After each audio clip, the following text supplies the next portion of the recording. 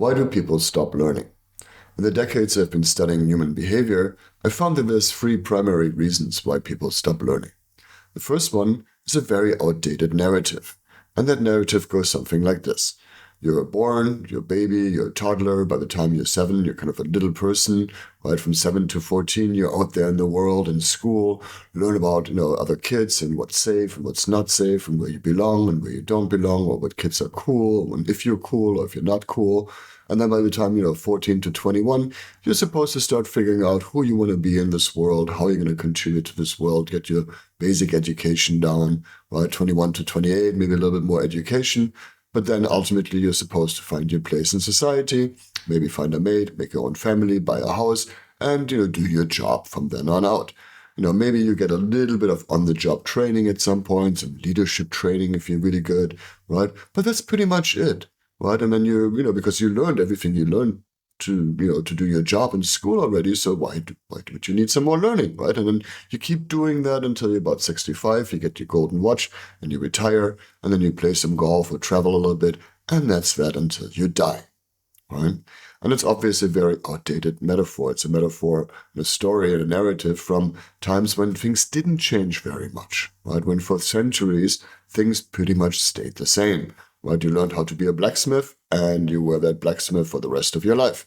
Right, and you kind of stayed in your little village. There was not much new information coming in.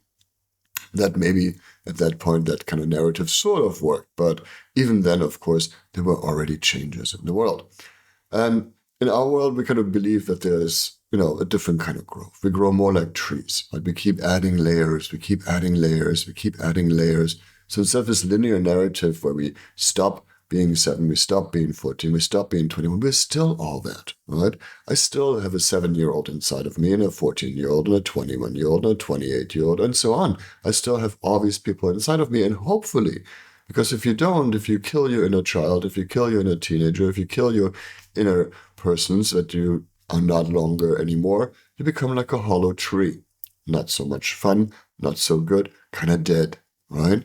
So you want to keep everything alive.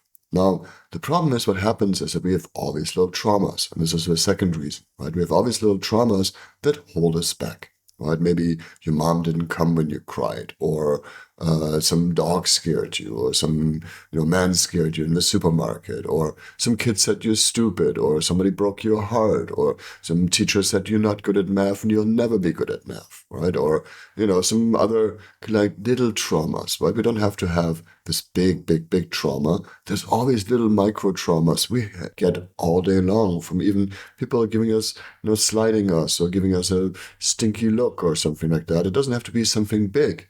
But it's all these things that ultimately keep us back, right? And they hold us and keep us to these versions of ourselves, younger versions of ourselves. We don't keep for healthy reasons, but we keep because we keep going back to that. We keep going back to, oh, I'm not good at math anyway, right?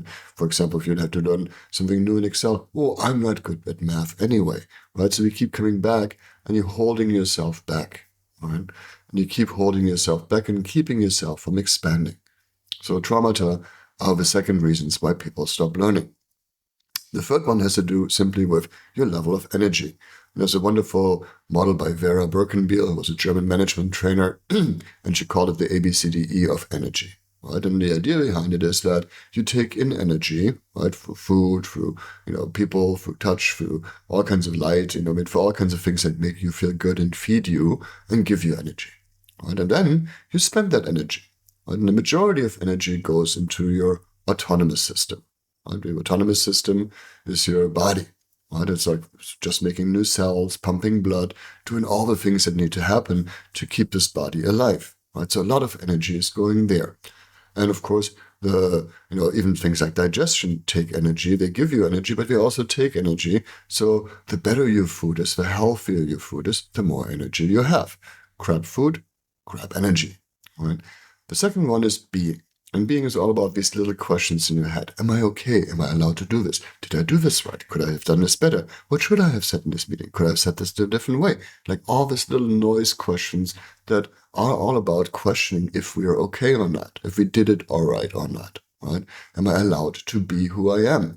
Right? So there's a lot of energy that goes into those little questions. Then there's chronos, and chronos is time. one of the two words in Greek for time. Kairos is the other one. Kairos is more the in the moment, right here, right now. Chronos is more that linear time, right? That chronology. And what happens is we spend a lot of time being in the past or being in the future and thinking about this thing that happened, and we keep going back to this thing that happened, or we keep thinking about this thing that could happen in the future, but that's actually all not real, right? Not that it isn't a good idea to do some planning every now and then, and to think about what might happen, right? And to, anticipate potential danger and prepare accordingly.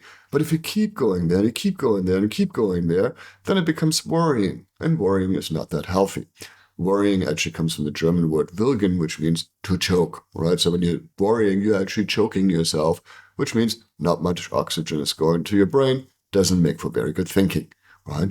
Or we of course, go back to the past over and over and over and over again and say, oh, I should have said this in this meeting. I could have done this. I should have responded like this.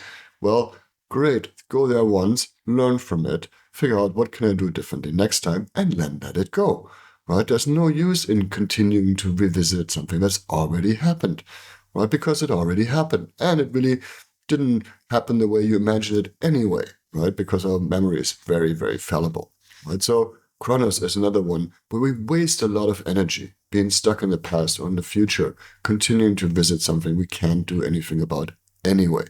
What we can do something about is what we're doing right now. And this is the fourth part where energy goes, right? Into brushing your teeth, into writing that email, into actually doing things every day. Now, by the time we get to that, most people don't have much energy left, right? They spend a lot of time on their autonomous system, especially if they don't eat healthy, right? They spend a lot of time on their emotional system and with all these am I okay questions. They spend a lot of time in timelines thinking about the past or future, right? So there's a little bit of energy left for actually doing things, but for what's not left, any energy is left, is expanding, learning, growing, evolving, right? We simply don't have energy left for that. So that's the third reason of why people stop learning. Now, what can you do? Very simply, drop the narrative, right? Understand that we keep on learning. We learn all the way until we die one day, right? The second one is to visit your traumas, right? Every time you find yourself holding back from expanding, holding back from, because of some internal story that you have about yourself, go take a look at that, right? Question it. Why wouldn't you be good at math, right? The difference between a fixed mindset and a growth mindset is in a fixed mindset, you're either good at it or not. In a growth mindset, you believe that you can learn anything, it might take time, right? Like, for example, I'm not very good at quantum physics. Doesn't mean I can't learn about it, right? And one day I might actually get good at it if I learn enough, right? But it's not that I can or can't do it. Right? So drop the I can or can't do it things in your life and focus on the fact that you can learn anything. It might just take time. The third thing that you can do, and this goes into this energy model, is start with taking care of your body. Right? Healthy spirit and a healthy body. So start with thinking about your food. What food is actually good for you that you eat every day? And where are you making it extra hard for your body to extract nutrients, or where are you making it extra hard to digest things that maybe don't even have that many nutrients, right? So what can you do to be better to your body, right? Give it a better food. Make sure it also is exercised so it knows how to transfer energy much better, and do something about your body. Then, of course, look into those being questions, right? Do some emotional exercises around gratitude or simpler exercises like that. And if you want more, I can get you some more, just comment below. But do some exercises around shutting down that little questioning mind of yours, right? Well, it also goes for Chronos, right? Stay here right now. Learn to focus on the present moment, right? And not continuously question everything, whether it's yourself or past or future, right? So learning to calm down your emotions, to calm down your mind, creating psychological safety for yourself. That's a dirty trick of psychological safety. And also, calming your mind so you don't spend it thinking about things that are not useful to think about. And then look at what actually needs doing.